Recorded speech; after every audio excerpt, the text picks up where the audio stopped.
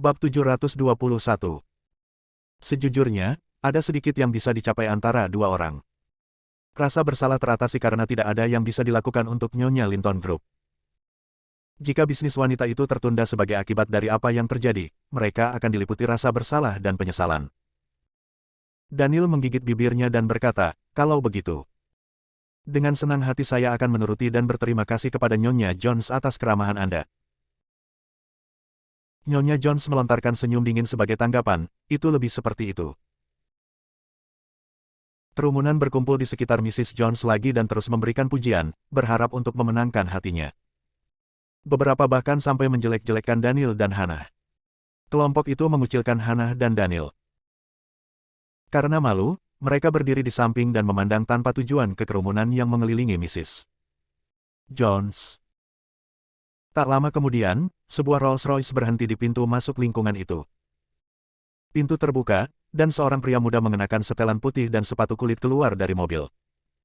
Kulitnya sehalus dan seputih salju bubuk. Itu adalah Henry Jones, sang superstar. Dia adalah sorotan untuk hari ini. Begitu dia keluar dari mobil, para tetangga bergegas mendekat dan mengelilinginya, menguburnya di bawah jeritan kegembiraan dan pujian mereka. "Henry, kamu terlihat lebih baik secara pribadi. Ada aura elegan di sekitarmu." Henry, apakah kamu ingat aku? Aku menggendongmu saat kamu masih kecil." "Henry, kamu adalah kebanggaan komunitas kami. Paman dan bibimu sangat bangga padamu." "Henry, pakaianmu sepertinya mahal harganya. Dan harga mobilmu cukup untuk membeli setengah dari lingkungan sekitar." Henry mengerutkan kening dengan jijik. Karena kesal, dia mencubit hidungnya sambil berseru, "Tempat ini bau. Menjauh dariku, beri jalan, beri jalan." Terkesiap. Kerumunan terdiam karena malu, dan antusiasme mereka padam dalam sekejap. Mereka keluar dengan kekuatan penuh untuk menyambutnya dengan tangan terbuka, hanya untuk dibalas dengan hinaan. Apa yang bisa lebih memalukan dari itu? Henry Jones dalam kehidupan nyata tidak seperti gambar yang diproyeksikannya di layar. Di mana kepribadian yang lembut dan sopan yang disukai semua orang. Perbedaannya sangat mengejutkan. Semua orang mengaitkan reaksinya dengan gaya hidupnya yang kaya dan memutuskan untuk mengesampingkannya. Dia sekarang menjalani kehidupan yang tinggi dan terbiasa dengan hal-hal yang lebih baik dalam hidup. Siapa yang bisa menyalahkannya untuk itu? Seorang wanita mengeluarkan ponselnya untuk mengambil foto Henry. Namun, Henry menghentikannya. "Itu apa di tanganmu? Model apa ini? Siapa lagi yang menggunakan ponsel jenis ini? Ini sangat menghina," serunya. "Saya hanya akan mengizinkan foto saya diambil dengan ponsel Fruit dan tidak ada yang lain. Jelas bukan ponsel lokal. Bayangkan horornya jika foto saya jelek." Kebencian tumbuh di antara kerumunan. Orang ini memiliki kasus ego yang meningkat dan melupakan akarnya. Apakah dia lupa bahwa dia berasal dari rahasia, dan rahasia yang mendorongnya menjadi bintang? Babi yang tidak tahu berterima kasih sekarang membenci produk rahasia dan malah menyembah barang dan merek asing. Dia telah kehilangan identitasnya dan meninggalkan akarnya. Namun, Henry tidak bisa diganggu oleh apa yang orang lain pikirkan tentang dia. Dia berjalan ke Mrs. Jones dan berkata, "Ayo pergi, Bu. Aku membelikanmu sebuah villa besar. Mulai hari ini dan seterusnya, kamu akan tinggal di sana. Kota kecil ini berbau busuk, dan kehadiranmu di sini hanya akan menodai reputasiku." Setelah itu, Nyonya Jones menjawab dengan tergesa-gesa, "Kami akan pergi setelah makan malam. Saya mengundang para tetangga ke pesta perpisahan yang sederhana." Henry terlihat sangat kesal. "Mengapa kamu melakukan itu? Mereka tidak punya uang atau kekuasaan. Mereka tidak berguna bagi kita. Tidak ada artinya dan buang-buang waktu untuk memiliki hubungan apapun dengan mereka," balasnya. Saat itu, Mrs. Jones menatap Henry Jones, Paman Daniel dan Bibi Hannah juga ada di sini. "Apakah Anda tidak bekerja sama dengan putri mereka? Dengan satu atau lain cara, dia harus memberi mereka semacam rasa hormat." "Oh." Henry berbalik dan melihat Daniel dan Hannah. Senyum sinis terbentuk dari sudut bibirnya saat dia berkata, "Kalau begitu, mari kita makan di sini." "Demi Lesi tentu saja. Ayo, mari kita duduk dan menikmati makanan bersama." Henry berubah pikiran karena ingin membalas dendam pada pasangan Daniel dan Hannah. Ketika mereka masih anak-anak, Leslie Hinton selalu menjadi anak yang cantik dan populer di lingkungan itu. Henry juga merayunya sebelumnya. Namun, Daniel merasa bahwa mereka tidak cocok satu sama lain dan berulang kali menolak Henry untuk mengejar putrinya. Ini meninggalkan rasa pahit di mulut Henry, dan dia membenci ayahnya karenanya. Jadi, Henry memiliki motif tersembunyi untuk bekerja dengan Leslie Hinton. Dia ingin mengadilinya lagi. Tanpa diduga dia mengetahui bahwa dia terikat hanya setelah mereka menandatangani kontrak. Itu membuatnya marah, dan dia tidak menerima semuanya dengan baik. Bab 722. Di studio, Henry membuat keributan dan menolak untuk bekerja sama dalam pemotretan kampanye promosi. Agenda sebenarnya untuk tetap tinggal adalah untuk menempatkan Daniel dan Hannah dalam posisi yang ketat dan mempermalukan mereka. Dia ingin memberi mereka pelajaran, menolak untuk membiarkan dia menikahi Leslie adalah kesalahan terbesar dalam hidup mereka. Itu bukan karena dia tidak cocok untuk Leslie, tapi karena dia tidak cukup baik untuknya. Penduduk kota marah dan tidak akan membiarkannya berbaring. Henry telah meninggalkan kesan yang buruk pada mereka. Ini adalah perilaku khas orang sombong. Menjadi kaya tidak memberinya hak untuk bertindak sombong dan angkuh dan meremehkan orang lain. Namun sayang, kekayaan dan statusnya cukup untuk membuat orang lain menelan harga dirinya saat mereka memakan makanan mereka. Karenanya, tidak ada yang berani melawannya. Sementara itu, Daniel dan Hannah duduk dengan gelisah di sudut ruangan. Mereka tahu dari ekspresi Henry bahwa dia sedang menembaki mereka. Tapi demi bisnis putri mereka, mereka harus menanggungnya. Ketika semua orang duduk, Henry menuju ke gerbong makan dan bertanya kepada kepala koki, "Kami memiliki 13 meja pelanggan di sini. Apakah Anda punya cukup makanan untuk kita semua?" Koki kepala menjawab dengan cemas, "Ya. Ya, makanannya cukup." Henry Jones malah menggelengkan kepalanya dan bersikeras, "Tidak, tidak. Dengarkan apa yang saya katakan, Anda hanya menyiapkan 12 porsi makanan, dan Anda kekurangan satu hidangan. Apakah Anda melihat pasangan tua itu duduk di sudut barat daya? Anda tidak akan menyajikan makanan untuk mereka." Koki segera memahami niat Henry. Dia keluar untuk menyiksa pasangan tua itu. Meskipun Koki tidak mau, dia hanya bisa mengikuti perintah karena dia berada di bawah pekerjaan Henry. Tak lama kemudian, para pelayan mulai menyajikan makanan.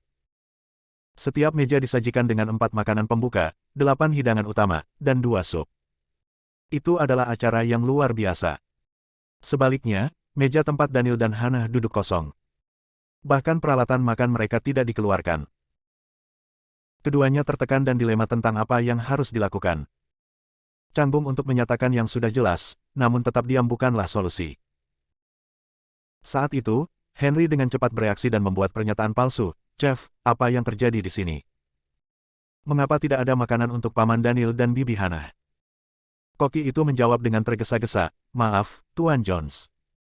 Kami mengikuti instruksi Anda dan menyiapkan makanan yang cukup untuk 12 meja saja." Henry kemudian berseru, "Astaga, ini semua salahku. Aku tidak mengharapkan 2 tamu tak diundang yang datang dengan cuma-cuma." Setelah mendengar itu, Hannah marah-marah. Darahnya direbus dengan kemarahan. "Apa maksudnya, freeloaders? Maaf, tapi kami bukan pengemis." Daniel memegang tangannya dan menepuknya dengan lembut.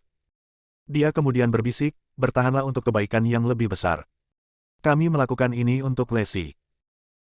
Hannah akhirnya tenang dan tetap tenang. Namun, salah satu tetangga tidak menyukai apa yang terjadi dan menawarkan mereka tempat duduk. "Hinton tua, kemari dan duduk bersama kami. Ada banyak ruang di sini." Henry segera berdiri dan memprotes, "Itu tidak bisa diterima. Jika orang tahu bahwa saya, Henry Jones, membuat 10 tamu saya berebut tempat di satu meja, itu akan merusak reputasi saya." Daniel kemudian menjawab, "Kalau begitu, kami tidak akan merepotkanmu lagi. Kami akan pulang dan makan sendiri." "Tentu saja tidak," Henry menolak lagi. "Leslie dan aku adalah partner, jadi tidak tepat bagiku untuk tidak memasukkan kalian berdua ke dalam makanan. Bagaimana jika Leslie mengetahuinya dan menegurku?" Pada akhirnya, Nyonya Jones yang berdiri dan berkata, "Daniel, apakah kalian berdua tidak terburu-buru untuk pergi bekerja? Bagaimana kalau aku menyuruh Koki menyiapkan pasta untuk kalian berdua? Ini cepat dan nyaman dan tidak akan menghabiskan terlalu banyak waktumu." Daniel mengangguk dan setuju, ya, itu akan baik-baik saja.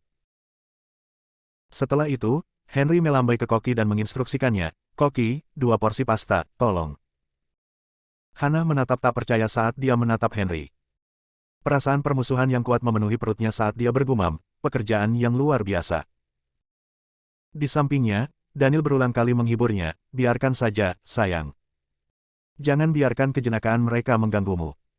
Ayo selesaikan makannya dan pergi. Ketika pasta hampir matang, Henry Jones kembali ke gerbong makan. Dia mengambil segenggam garam dan membuangnya ke piring. Dibutuhkan lebih dari itu untuk makan di mejaku, dasar bodoh, katanya pada dirinya sendiri. Bab 723. Beberapa koki terkejut tanpa kata-kata. Tentunya ini bukan bagaimana seorang selebriti harus bersikap. Dia tidak berbeda dengan bocah manja. Setelah koki selesai menyiapkan mie, Henry secara pribadi menyajikannya kepada Daniel dan Hana. Silakan, nikmati, katanya sambil menawarkan pasta kepada mereka. Daniel dan istrinya dengan cepat mengambil garpu mereka dan mulai makan. Semakin cepat mereka selesai makan, semakin cepat mereka bisa pergi.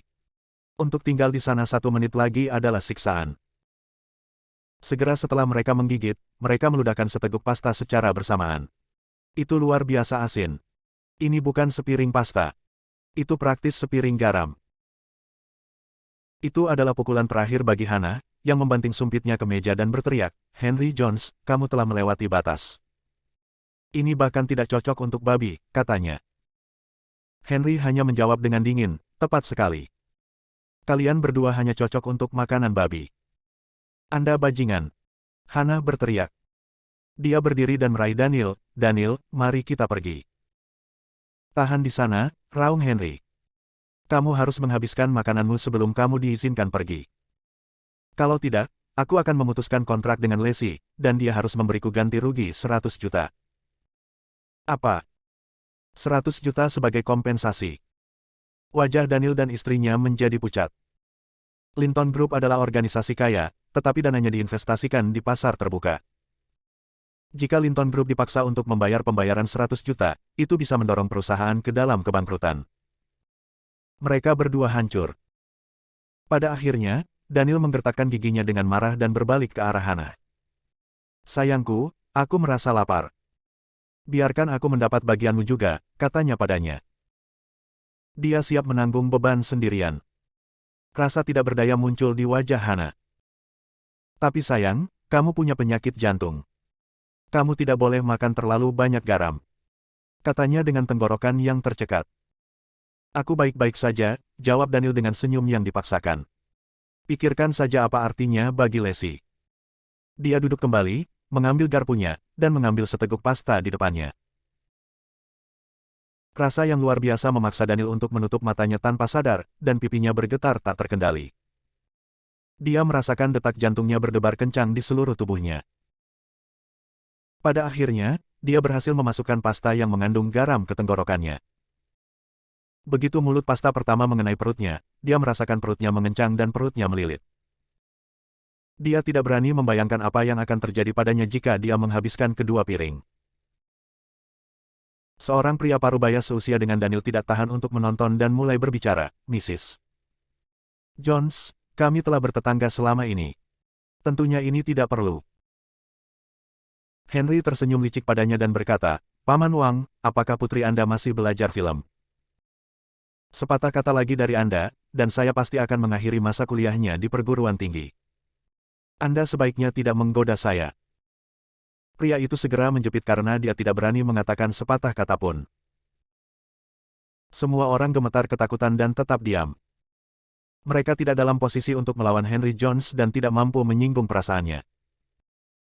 Pada saat itu, Zeke kembali. Ketika dia melihat mobil mewah diparkir di pintu masuk dan spanduk kuning besar, dia langsung mengerti apa yang terjadi. Tanpa ragu, Henry ada di sini untuk menimbulkan masalah di lingkungan sekitar. Zeke kesulitan menemukan Henry karena dia memiliki skor untuk diselesaikan dengannya. Dan inilah dia, diantarkan di atas piring perak. Dengan demikian, Zeke langsung melaju ke lingkungan itu. Ketika dia tiba, dia sangat marah dengan apa yang dia lihat. Henry seharusnya mentraktir tetangga untuk makan. Setiap meja dipenuhi dengan makanan lezat, tetapi sebaliknya, Daniel dan Hana hanya memiliki pasta di meja mereka. Daniel berjuang untuk makan sepiring pasta dengan sedih. Sementara itu, Hana menyaksikan dengan air mata mengalir di pipinya. Adapun Henry, dia hanya berdiri dan menyombongkan diri. Ternyata sepiring pasta tidak seperti yang terlihat. Zeke bergegas mendekat dan segera berteriak, "Bu, ayah, jangan makan itu." Daniel dan Hana segera bangun begitu mereka melihat Zeke. "Zeke, apa yang kamu lakukan di sini?" mereka bertanya. "Pertama, katakan padaku apa yang terjadi di sini," katanya kepada mereka. Bab 724. Hana memberitahu Zeke apa yang terjadi sejak awal. "Apa?" Zeke sangat marah. Dia mengambil garpu dan menggigit pasta. Puff. Dia meludahkan pasta begitu mereka menyentuh bibirnya. Itu terlalu asin. Faktanya, tidak ada bedanya dengan makan garam sendiri. Dia yakin ayah mertuanya akan kambuh jika dia menghabiskan 2 piring pasta garam. Pada saat itu juga, dia telah menghukum mati Henry. Henry pertama-tama mencuri pandang ke pakaian Zeke, diikuti dengan 2 kali melihat Santana yang sudah usang, dan dia terengah-engah sejenak. Sial, Daniel dan Hana. Sepertinya mereka berdua lebih bodoh dari yang kukira. Sudah cukup buruk mereka menolak untuk menerimanya sebagai menantu, tetapi apakah mereka harus menyambut pengemis berdarah sebagai gantinya? Apakah mereka menyiratkan bahwa saya, Henry Jones, tidak lebih baik dari seorang pengemis? Dia berteriak dengan marah, "Daniel, pastanya mulai dingin. Lebih baik kamu mempercepatnya dan memakannya selagi masih hangat." Zeke menghentikan Daniel dan memelototi Henry Jones dengan belati di matanya. "Tidak. Saya memerintahkan Anda sekarang untuk menghabiskan 2 piring pasta ini. Jika ada setetes saus pun yang tersisa, Anda akan merasakan kemarahan saya." Saat itu juga, Henry tertawa terbahak-bahak. "Haha, hentikan tindakan keras itu. Kamu pasti menantu Daniel. Ada apa? Merasa kasihan pada ayah mertuamu? Baiklah, aku akan mengizinkanmu untuk menyelesaikannya. Pasta atas namanya. Tamparan." Tanpa peringatan atau kata apapun, Zeke menamparkan wajah Henry. "Saya tidak akan mengulangi diri saya sendiri," katanya. "Kamu akan menghabiskan pasta sialan itu sekarang juga." Henry menatap kosong pada Zeke dengan kaget. Dia kehilangan kata-kata tetapi akhirnya mengumpulkan dirinya sendiri. "Apakah kamu benar-benar baru saja memukulku?" dia bertanya. "Tamparan." Segera setelah itu, Zeke mengirim telapak tangannya terbang melintasi wajah Henry sekali lagi dan berkata, "Ya, saya lakukan. Anda seharusnya tidak meragukan yang satu ini juga." Brengsek. Henry Jones menghentakkan kakinya dengan marah dan berdiri dengan sepenuh hati. "Aku seorang bintang, dengan banyak penggemar dan pengagum. Beraninya kau menyentuhku, kau pengemis." Dia berteriak. "Aku akan memenggal kepalamu, tidak, lebih dari itu. Aku akan memusnahkanmu dan menghancurkan kekayaan keluargamu." Dengan itu Henry mengeluarkan ponselnya dan menelepon Leslie. "Leslie Hinton, sebaiknya kamu pulang sekarang juga. Suamimu yang tidak berguna memukulku. Jika aku tidak meminta maafmu berdua sambil berlutut, aku jamin Linton Group akan bangkrut." Dengan itu, dia menutup telepon. Dia mengatupkan giginya ketika dia berkata, "Williams, kamu tidak tahu, kan? Aku adalah artis bintang grup Grand Empire, dan grup Grand Empire memiliki asosiasi seni bela diri East End. Satu kata dari asosiasi seni bela diri East End, dan kamu akan menghilang dari muka planet ini. Pamanku adalah dermawan East End, Gavin Zakari. Satu kata darinya dan grup Lintonmu akan hancur menjadi abu." Tamparan. Tanpa mengucapkan sepatah kata pun, Zeke dengan cepat mengirim tamparan lagi ke wajahnya. "Kamu tidak punya hak untuk berbicara sampai kamu menghabiskan 2 piring pasta ini," komentarnya. Sekarang giliran Zeke yang kehilangan kata-kata. Ini bukan orang bodoh biasa. Dia mengaku sebagai artis bintang grup Grand Empire, namun dia masih tidak mengerti bahwa grup Grand Empire telah mengubah kepemilikan. Henry Jones mengoceh gila. "Williams memukul saya berulang kali tanpa peringatan dan tanpa alasan. Dia tidak bisa memahami pikirannya sama sekali." Bukan hanya itu, tetapi wajahnya membengkak. Nyonya Jones menangisi putranya dan berlari ke Zeke. "Kau bajingan kotor. Beraninya kau menyentuh anakku. Aku akan membunuhmu, membunuhmu." Tamparan. Yang mengejutkan semua orang, Zeke juga memukul Mrs. Jones. Seorang ibu juga harus bertanggung jawab atas kesalahan putranya. Kamu tidak lebih baik darinya dan perlu diberi pelajaran juga, katanya setelahnya. Bab 725. Nyonya Jones jatuh ke tanah setelah ditampar dan dengan cepat memohon keadilan kepada orang banyak. Namun, tidak ada satu jiwa pun yang memperhatikannya. Sebaliknya, mereka bersorak di dalam hati mereka. Anda menjengkelkan dan sombong. Anda mendapatkan apa yang akan datang dan tidak pantas mendapat simpati. Meskipun mereka diam-diam senang, mereka tidak bisa tidak mengkhawatirkan Zeke, tapi tetap saja, menantu Daniel terlalu ceroboh. Tidakkah dia takut Henry akan menuntutnya untuk seluruh kekayaannya? Mereka tidak mengerti apa yang dimaksud Henry Jones dengan Asosiasi Seni Bela Diri dan Gavin Zachary, sang dermawan, tetapi gelar itu terdengar mengancam. Dia jelas lebih dari mampu menghancurkan Lacey Hinton dan keluarganya. Saat itu, Daniel dipenuhi dengan penyesalan. Dia seharusnya tidak mengatakan yang sebenarnya pada Zeke. Sekarang situasinya telah memburuk. Dia lebih baik menghabiskan 2 piring pasta. Tak lama kemudian, Lacey tiba di tempat kejadian. Dia merasa pusing ketika dia melihat situasi di depannya. Lacey bertanya dengan cemas, apa yang terjadi? Apa yang terjadi? Nyonya Jones memainkan peran sebagai korban dan berkata dengan sedih saat berada di lantai, Lacey Hinton, kamu harus menjaga ketat suamimu yang kejam dan kasar. Lihat apa yang telah dia lakukan. Dia memukuli anakku dan bahkan memukulku. Seorang lanjut usia. Seketika, Lacey menegur Zeke, Zeke, kenapa kamu memukul mereka? Namun Zeke hanya berkata, mereka pantas mendapatkannya. Mendengar jawabannya, Lacey menjadi frustrasi, apakah Anda menyadari apa yang telah Anda lakukan dan masalah yang Anda sebabkan kepada saya? Dia kemudian menatap Henry dengan meminta maaf dan berkata, Tuan Jones, saya sangat menyesal. Terimalah permintaan maaf kami. Tapi Henry tidak mau melepaskannya. Dia menggigit bibirnya dan berkata, hanya permintaan maaf, dan kamu berharap untuk lolos begitu saja. Apa gunanya hukum jika permintaan maaf sudah cukup? Lacey Hinton, aku secara resmi mengakhiri usaha patungan kita. Kalian bajingan sebaiknya siapkan 100 jutaku dan tambahan 100 juta untuk biaya pengobatan. Faktanya, saya akan menyebarkan berita dalam lingkaran hiburan, dan tidak ada artis yang akan bekerja dengan Anda di masa depan, atau nama saya bukan Henry Jones. Lacey pergi pucat saat ia mengatakan itu. Mengesampingkan 200 juta kerusakan, kemungkinan bahwa tidak ada artis akan bekerja dengan Linton Group akan menjadi paku terakhir di peti mati bagi perusahaan. Apa yang akan saya lakukan? Apa yang akan saya lakukan? Dia memelototi Zeke dan berpikir dalam hati, kamu baru saja tiba di kota, dan kamu telah membuatku begitu banyak masalah. Mengapa kamu repot-repot kembali? Namun, Zeke menghibur Lacey dan berkata, jangan khawatir, Lacey. Semuanya akan baik-baik saja. Kami akan membayarnya 200 juta. Tentu saja, dia harus membayar kita 1 miliar dulu. Henry menyeringai dan berkata kepada Zeke, Williams, apakah kamu kehilangan kelerengmu? Mengapa aku harus membayarmu 1 miliar? Zeke menjawab, Anda pergi ke belakang Grand Empire Group dan menandatangani kesepakatan pribadi. Itu adalah pelanggaran peraturan perusahaan. 1 miliar sudah membiarkan Anda pergi dengan mudah. Puff. Ejek Henry Jones.